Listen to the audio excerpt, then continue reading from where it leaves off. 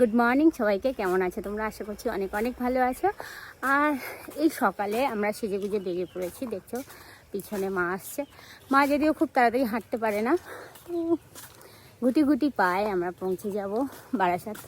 তো যেহেতু আমাদের ওখানে একটা ছোট্ট পাড়া অনুষ্ঠান আছে, তো সেই অনুষ্ঠানে আমরা সবাই পার্টিসিপেট করতে চাই, তো তার জন্য সকাল সকাল বেরিয়ে পড়েছি। তো চলো যাওয়া যাক। তো আমরা এখন স্টেশনে চলে এসেছি, আর এই যে দেখছো এখন যাব টিকিট কাউন্টারে টিকিট কাটতে। মাকে বসিয়ে রেখে এসেছি, যেহেতু পিছনে নামবো, তো সেজন্য আমাকে টিকিটটা করতে হবে। তারপরে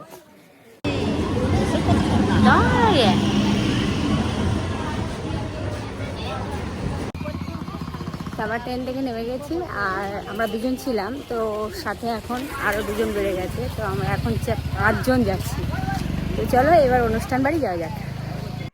সর্বপ্রথম গৃহস্থের বাড়িতে এসেছি, তো আসার মাত্রেই আগে ভগবানকে দর্শন করলাম, একদম ঠিক সামনে মন্দিরটা। তো দর্শন করে খুবই ভালো লাগলো। আর চলো এবার আমরা যাব উপরে, যেখানে হরিকথা চলছে।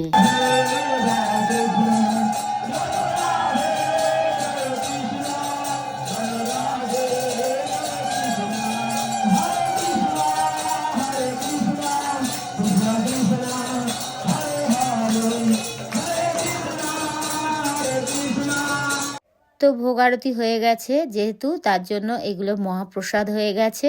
তো তোমরাও কিন্তু এই মহাপ্রসাদ দর্শন করতে পারো আর ভগবানের কাছে কৃপা লাভ করতে পারো।